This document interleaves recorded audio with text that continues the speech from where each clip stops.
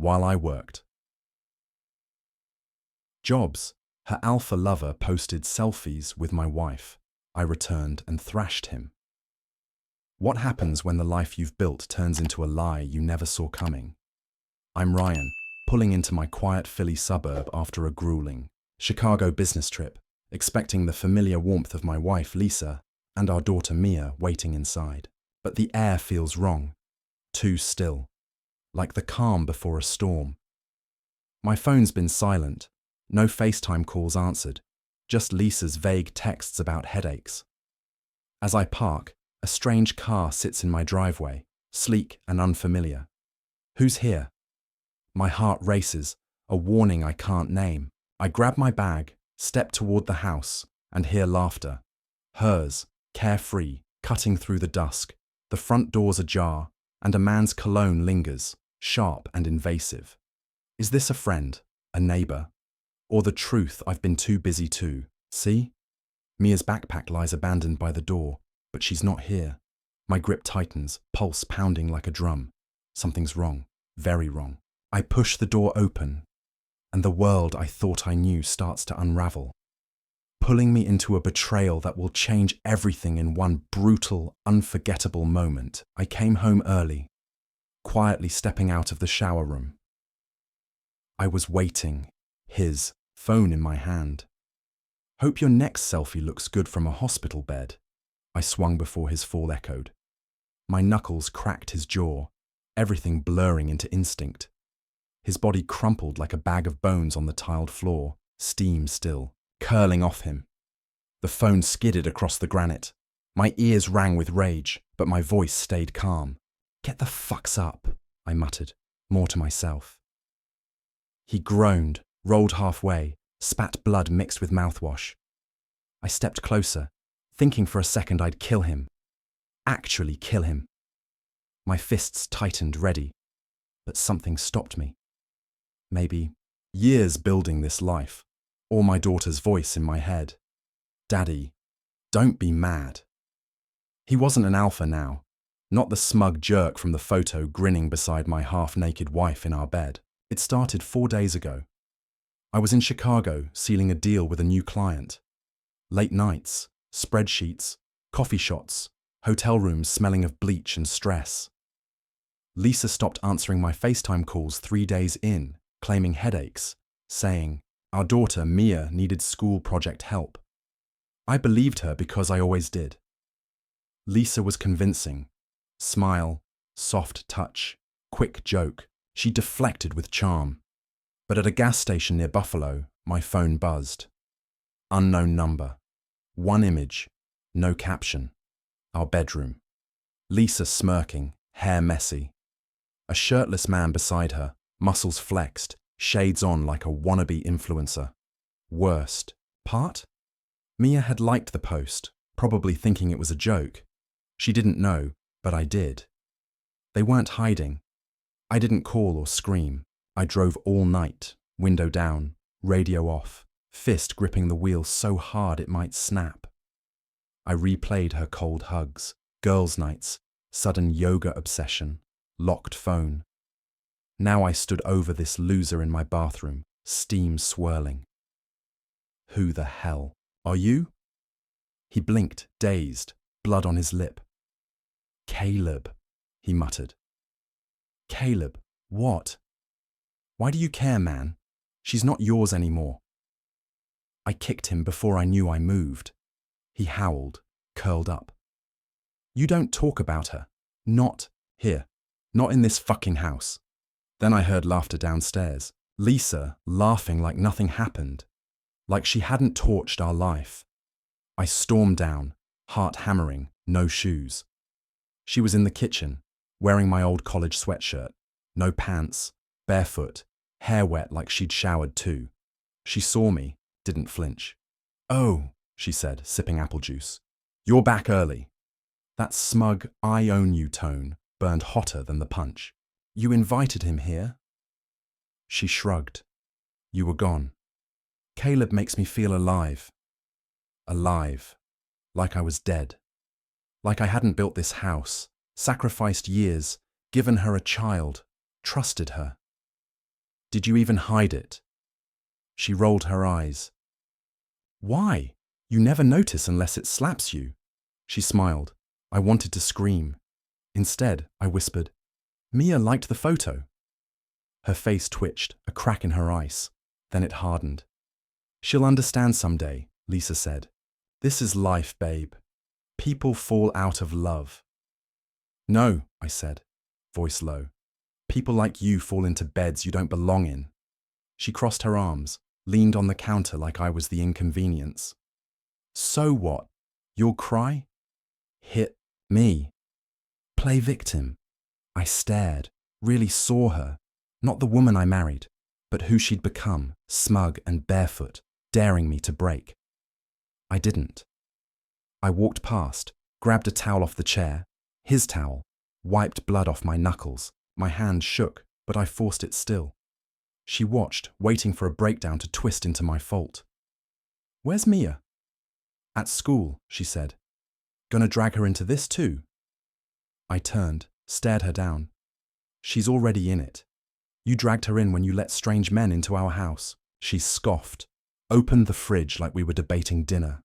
Please, Caleb's no stranger. We've known him months. Months. My vision whitened, heart pounding like war drums. So that's why she'd been distant, needing space. I thought it was stress, burnout, maybe depression. I offered therapy, trips, time together, thinking I failed her. She wasn't failing. She was falling into his arms. You're unbelievable, I muttered. She turned, holding yogurt, said, No, I'm honest now. I stopped pretending. I leaned on the counter, floor vanishing beneath me. How long you been planning this? Planning what? She peeled the yogurt lid. To enjoy my life, stop being your trophy wife while you chase corporate dreams in hotels. You think I enjoyed being gone? I snapped. Think I missed bedtime stories, movie nights on purpose? She didn't answer, just ate yogurt like my pain was nothing. I stared at this stranger who once clung to me in storms, cried when I bought her ring. When did I lose her? Last Christmas when she stayed to organize? When she stopped saying I love you? Or at that new gym, too tired to talk? Signs were everywhere, but I ignored them. I left the kitchen needing air. The bathroom reeked of his cologne, sweat, filth. I grabbed his jeans, dug through pockets, wallet, keys, receipts, a hotel card. River Inn, room 312, dated last week. She'd said she was with her sister, shopping. I slammed the card on the dresser, stared in the mirror. Bloodshot eyes, clenched jaw. I looked battle-worn. Maybe I was, fighting a war I didn't know existed. Downstairs, Lisa laughed on the phone, flirty, carefree. She wasn't sorry, didn't care, was gone long before I walked in. I sat on our bed, staring at torn sheets, a pillow dent not mine. This room once smelled of lavender, her shampoo. Now, betrayal, musky, arrogant. The hotel card burned like murder evidence. This was the slow killing of a marriage, death by lies. I went downstairs, steps heavy. She was still there, legs crossed, phone to ear, laughing. She saw me, hung up slowly, like a queen bothered. Done snooping? Found the hotel card, I said. She rolled her eyes. What? Gonna interrogate me? You lied, I said, stepping closer. You were with your sister. She tilted her head. Yeah, so? So you were screwing your gym bro in a suite while Mia called, crying, missing you. Something flickered. Guilt, maybe annoyance. She shrugged. Mia's fine. Don't be dramatic. Dramatic? I stepped closer. I haven't started. She pushed me. Don't touch me. I don't want to, I snapped. I don't know you anymore. Don't be pathetic, Ryan, she sneered. You're always the victim. This is on you. Always gone, chasing deals, playing big shot while I sat alone. I laughed, bitter. So you fucked Caleb to punish me, she smiled, slow. I fucked Caleb because he made me feel alive. Wanted, not some background prop. I clenched my fists, body vibrating, but didn't move. I gave you everything, I whispered. This house, this life.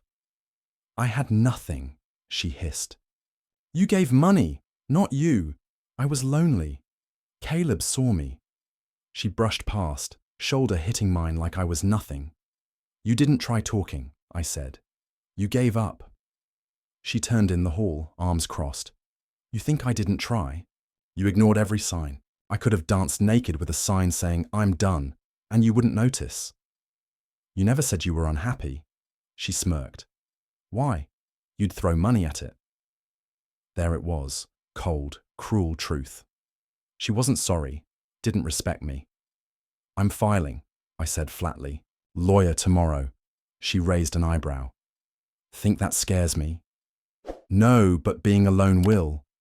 When Caleb sees you destroy everything, you'll know. Her face twitched. Enough. I walked out, didn't look back, sat in my car, hands on the wheel, staring at the windshield for answers.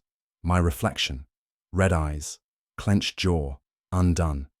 It wasn't just cheating.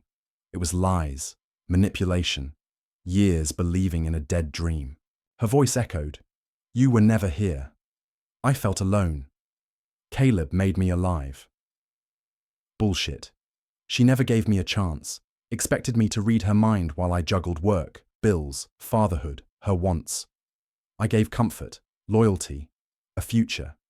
She gave deceit, betrayal, him.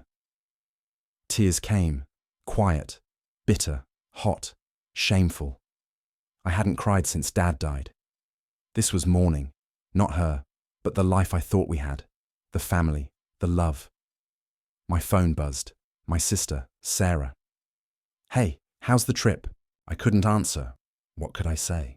Hey, Sarah, Lisa's been screwing some guy in our house while I kept the business afloat. I tossed the phone, started the engine, needing to move. The house felt like poison, a crime scene, a haunted museum. I drove aimlessly, tires rolling, storm in my chest. At a red light, a couple crossed, laughing, close. It hurt to watch. I ended at the park by our old apartment, where we shared cheap wine, dreamed of kids, a house, growing old. I sat on that rusty bench, cold metal biting my jeans, letting pain breathe. Betrayal seeps slow, rotting everything. I blame myself, should have come home more, asked better questions, noticed sooner. But this was her choice, her lies. I looked at Mia's photo, her smile, innocence. I swore she wouldn't let Lisa rewrite this. She broke it, chose it. I'd make her remember. I didn't sleep, crashed on my friend Matt's couch. He offered beer, space, didn't press. I stared at the ceiling, replaying our marriage, wedding, honeymoon, Mia's birth, first steps, barbecues, Christmases, then unanswered calls, her rolling away, pushing me to work trips. I couldn't stay in that house, couldn't pretend it, was salvageable. By morning, I decided, no second chances, no fake reconciliation for Mia. The moment Caleb's smug face appeared in that selfie, it sank. I called a lawyer, her tone shifting when I mentioned infidelity, a child. She gave a checklist, urged documentation before Lisa knew. I drove back while Lisa was out, maybe at yoga or with her sister. I packed Mia's pajamas, stuffed, bunny, school supplies, keeping her world intact. I grabbed my laptop, hard drive, bank statements, receipts, photos of us, once real. One beach photo, Lisa on my shoulders, laughing. I dropped it in the trash. Some memories weren't worth keeping. The garage door opened. My chest tightened. Lisa walked in, sunglasses, smug smile. Well, well, she said, tossing her purse. Look who's back. Taking Mia for a few days, I said firmly. She laughed. Since when do you make rules? Since you broke the game. She removed her sunglasses. This supposed to scare me. Think you'll get custody because I had fun while you played CEO. Keep talking. The judge will love it. You're pathetic, Ryan, she snapped. Think a lawyer fixes this? You'll crawl back. I looked at her. I lost you, Lisa. I'm saving myself. Her face twitched. She expected me to fold, beg, not anymore. I walked out. Matt's apartment was heavy next morning. Mia stayed with me, her first night away without Lisa. She didn't cry, but felt the shift. Kids know. Brushing her teeth, she said, "Daddy, why was Mommy angry?" I wiped toothpaste off her chin. "Sometimes adults forget to be kind," I said. "I'll always be kind to you." She nodded, but I knew questions lingered, answers I couldn't give. My lawyer filed papers. Lisa knew within the hour, called at 3 p.m. "You're insane," she snapped. "You're making me an unfit mother." "You did that," I said. "I put it on paper." "This is revenge," she spat. "You couldn't handle someone seeing my worth." I nearly laughed. "Caleb used you, hasn't called since I broke his jaw." Silence. She knew I was right. "Want war, Ryan?" "No, but I'm ready." I hung up. She showed up at school. Drop-offs. Teary, telling Mia. "Daddy's confused." Posted photos with Mia, captioned, "Love wins," like she was the hero. Friends texted, "She said you cheated, were abusive." Lies poured fast. I stayed quiet, focused on Mia, work, surviving. That hurt her most. I didn't chase, didn't beg. On Matt's porch, he said, "She seemed sweet, charming. Always like this, or did she break?" "I don't know," I said. "Maybe I missed it. Too busy building a future while she lit the match." "You love her?" "No. I miss who I thought she was." That was truth. I missed the altar-smiling Lisa, a mask. Fallout brought clarity, like after a wildfire. Lisa wasn't just a presence, a storm. Moods, manipulations, games. Now silence felt like peace. I leased a 2-bedroom in a quiet Philly suburb. No granite, just clean walls, heat, space for Mia. She picked sky blue paint with sparkles, smiled like hope. I reorganized work, cut toxic clients, slept, ate better. Lisa emailed, "You'll never be happy without me. One mistake. You're poisoning Mia." Mia noticed Lisa missing ballet, ignoring questions, texting Caleb, yelling, silent dinners. I didn't poison. Lisa did. At ice cream, Mia said, "Mommy said you're mad because she made a friend." I breathed. "Sweetheart, sometimes adults' choices hurt those they love. Mommy made one, and we're figuring it out." "Do you love her?" My chest tightened. "I loved her and always will a little because she's your mum. But real love is honest, kind, not pretend." She nodded, leaned on me. I was healing, not perfect, but okay with imperfection. Betrayal's grief isn't rage, but space to breathe, rebuild. I wasn't perfect. Put work first, missed signs, let distance grow. But I never betrayed, never quit. Now I moved forward for Mia, for me. In the mirror, buttoning my shirt, I saw a calmer, sharper man, free of lies' weight. Clarity came. See people for who they are, not who you want. I bent for Lisa, ignored red flags, buried instincts for peace. But peace on lies is pain. Our last talk was at the lawyer's, cold room, legal forms like a wall. Lisa wore white, pretending innocence, didn't look at me, checked her phone. Typical. I signed silently. She hesitated, looked up. Really done with me. No venom, just bitterness, losing control. I felt nothing. No anger, longing, just hollow gratitude. "Yeah, I'm done." No tears. She didn't believe in them without purpose. She signed, left. The end of a chapter I thought was my story. Betrayal doesn't define you, it reveals. Love isn't performance. Don't beg for choice. Loyalty's wasted on the wrong person. I gave Lisa my best. She made me the villain. I'm not. I stayed loyal, fought, walked away with dignity. Now I rebuild. For Mia. For me.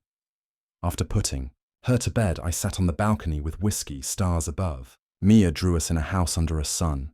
No Lisa. "It's peaceful now, Daddy," she said. That was enough. To men betrayed. You're not broken, weak, alone. Walk away. Rebuild. Heal. Peace is louder than pain, and you'll never settle for noise.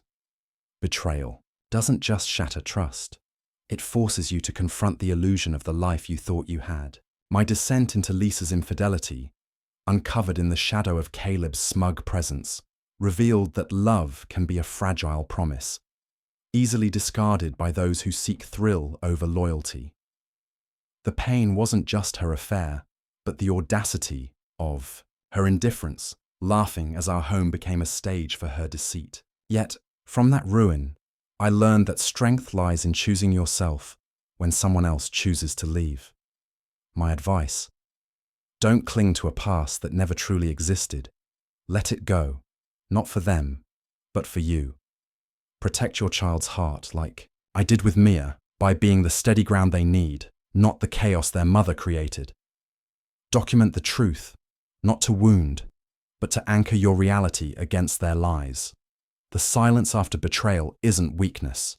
It's the space where you rebuild, brick by brick, a life untainted by their choices. For me, Mia's smile, painting her room sky blue, became my North Star, guiding me to a peace I didn't know was possible. If you're reeling from a partner's betrayal, know this: you are not their failure. Rise, redefine your worth, and let the home you build, however small, be a testament to your resilience, drowning out the echoes of their betrayal with the quiet power of your own healing.